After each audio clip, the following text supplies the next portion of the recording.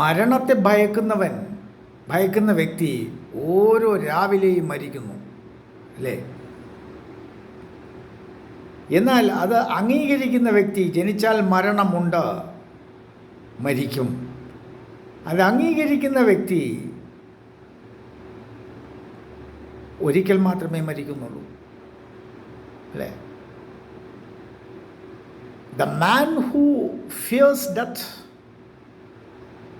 dies every morning. The man who accepts it dies only once. അല്ലേ? മരണമുണ്ട്, എല്ലാവരുടെ കൂടെയും ജനിച്ചു കഴിഞ്ഞാൽ കൂടെ മരണമുണ്ട്. അപ്പോൾ death is an inevitable thing to man. അപ്പോൾ ഓരോ ദിവസവും ജീവിക്കുക എന്നുള്ളതാണ്. മരണത്തെക്കുറിച്ച് വേവലാതിപ്പെടരുത്.